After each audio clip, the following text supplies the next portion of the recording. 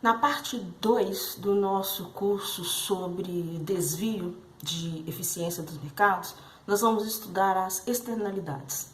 Então, lembrando que esse desvio, essas falhas, é aquela situação econômica em que o mercado ele não consegue produzir uma alocação natural que seja eficiente. Então, existem algumas situações que nós iremos denominar agora como externalidades ou economias externas, e nós temos externalidades positivas e negativas, que o mecanismo de preço do mercado, ele não consegue captar. Por isso que recebe o nome de externalidade. Então, são eventos que geram prejuízos, que geram benefícios a outro ou a outrem, que não há uma compensação dessas ações. Então, por isso que quando a gente trabalha com as externalidades, nós colocamos o conceito da seguinte forma, que externalidade ocorre quando ações de um agente, ele torna a situação de outros agentes pior ou melhor, sem, contudo, que o agente arque com os custos ou seja compensado pelos benefícios que gera. Esse efeito direto das ações de um agente sobre outrem, ele não é mensurado. Então, por quê? Porque está fora do mecanismo de preço. Vejamos. Nós temos, então, que as externalidades são efeitos colaterais de uma decisão sobre aqueles que não participam dela, né? Existe uma externalidade quando há consequências para terceiros que não são levadas em conta por quem toma a decisão. E aí eu preparei para vocês alguns exemplos. Esses exemplos, então, eles irão nos ajudar a responder o seguinte questionamento, né? A seguinte pergunta: quais os tipos de externalidades?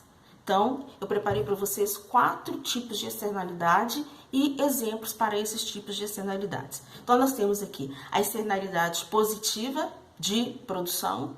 Quando eu falo externalidade positiva de produção, é que eu estou pensando pela ótica de quem produz. Então, vamos definir quando ocorre a produção da empresa, beneficia outros, mas esses não compensam a empresa pelo benefício. Por isso que se chama externalidade positiva de produção. O exemplo que eu tenho aqui é a construção do shopping, né? Um exemplo aqui bem presente no Governador Valadares, a construção do GV Shopping, próximo a um posto de gasolina ou região da cidade, pouco valorizado. Nós podemos perceber que a construção do shopping, do GV Shopping, gerou um benefício para os moradores no seu entorno. As casas foram valorizadas, o posto de gasolina foi valorizado, o comércio próximo foi valorizado, mas que eu saiba, em momento algum, esses que foram beneficiados com essa construção, no sentido de valorização do seu imóvel, do seu empreendimento, em momento algum eles foram lá e compensaram o GV Shopping. Então, eles receberam uma externalidade positiva, mas eles não compensaram o GV Shopping por isso. Então, ficou fora do mecanismo de preço. Isso não está computado, não está registrado nesses imóveis que foram beneficiados. Outro tipo é externalidade positiva de consumo. Agora é pelo lado do consumo. Ocorre quando o consumo de um indivíduo aumenta o bem-estar de outros, mas esses não compensam o indivíduo pelo benefício. Exemplo, uma pessoa que reforma a sua casa, valoriza ali a casa dos vizinhos, a rua, e esses vizinhos, eles não compensaram a construção, o dono da construção dessa casa, mas eles foram beneficiados. Está fora do mecanismo de preço do mercado, de determinados mercados. Então, externalidade positiva de consumo. Bom, nós temos também externalidade negativa de produção. Então, vamos lá. Ocorre quando a atividade produtiva de determinada empresa reduz o bem-estar de terceiros, que não são compensados pela empresa, pela firma. Exemplo, a questão da poluição. Então, vamos imaginar aí uma empresa que produz aço e que gera poluição dos rios. Vamos imaginar, pode ser poluição térmica, química, biológica, e não sofre nenhum tipo de regulação, né? É o nosso exemplo. Onde está a externalidade negativa de produção? Ora, as pessoas que estão sofrendo aquela poluição, elas não são compensadas pela firma. Então, essas pessoas que sofreram, elas sofreram a externalidade negativa de produção. Outro tipo de externalidade negativa é a externalidade negativa de consumo. Ocorre quando o consumo de um indivíduo reduz o bem-estar de outros indivíduos. E esses indivíduos, eles não são compensados. Então, exemplo, nós temos um exemplo que faz parte do nosso dia a dia, que é a questão do fumante e do não fumante. O fumante, ele então, ao fumar, ele vai liberar aquela fumaça. E os fumantes, os não fumantes, eles sofrem com os efeitos dessa fumaça e causam prejuízo, né, à sua saúde. Então, quem é alérgico, quem tem problemas de alergia, sofre de forma significativa ao receber aquela fumaça do fumante. Por que é uma externalidade negativa de consumo? Porque quem recebeu a fumaça vai ter que arcar com aquilo. E quem fuma, ele não compensa o não fumante. Então, nós podemos chegar à conclusão que essas externalidades, elas impedem que o mecanismo de preço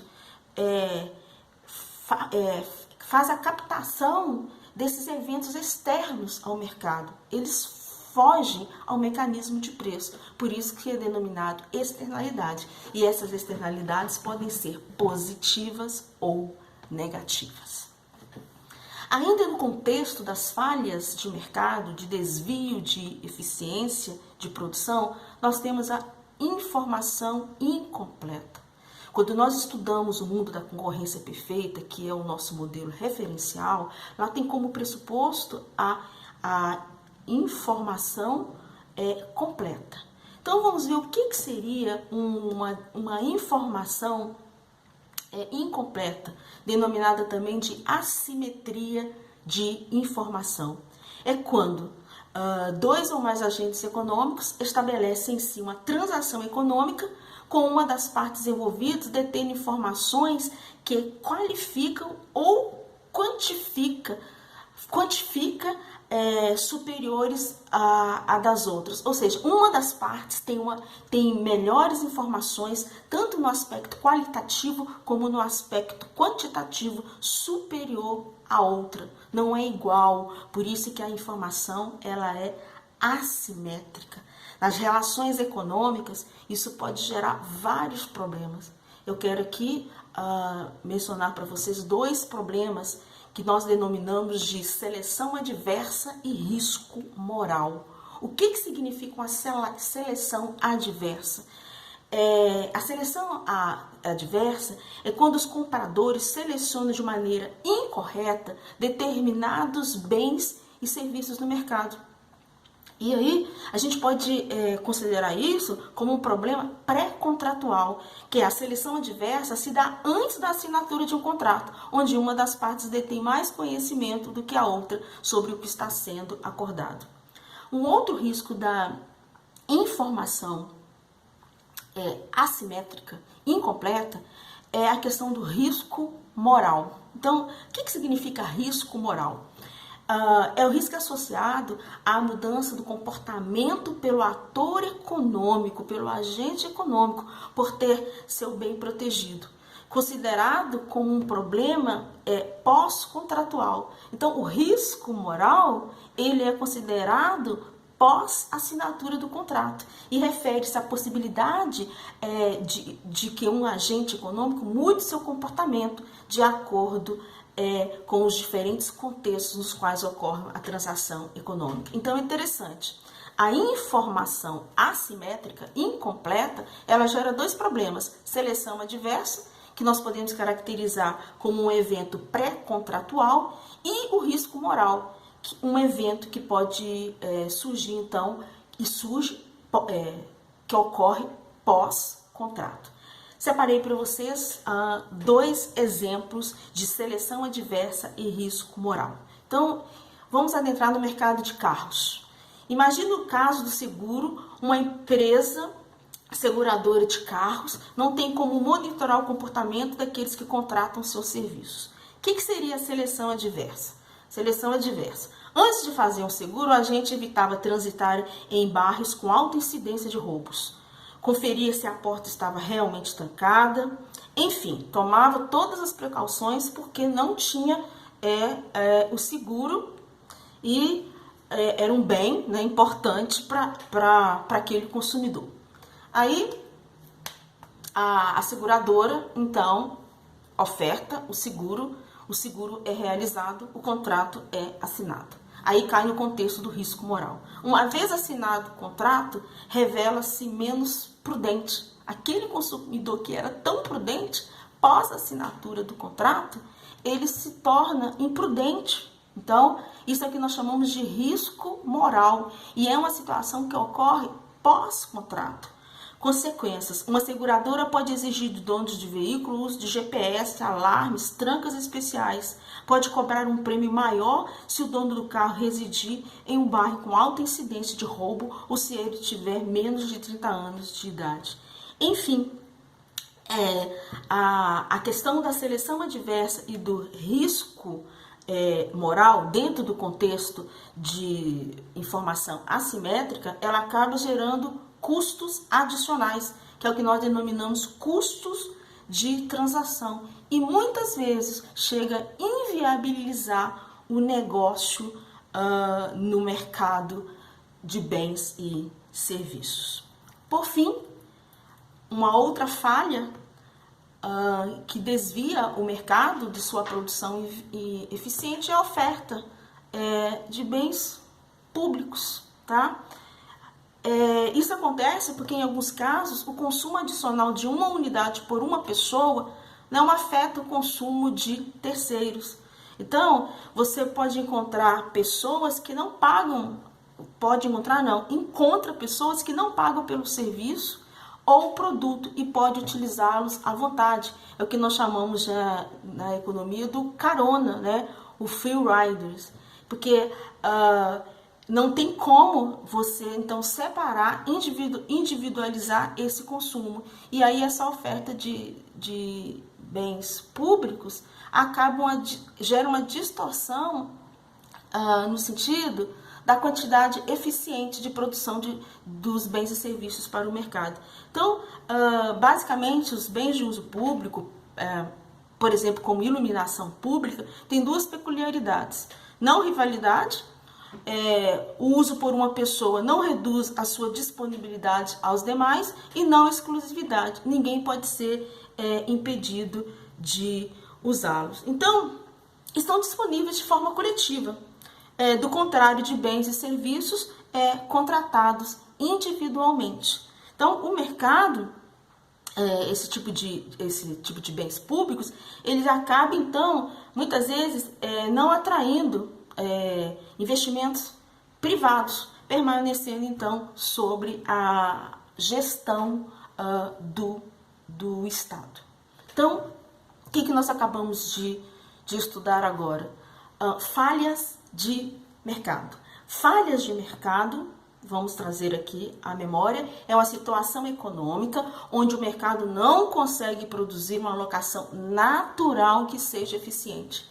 E por que essas falhas ocorrem? Basicamente, nós trabalhamos 4: poder de mercado, externalidade positiva e negativa, informação assimétrica e bens públicos.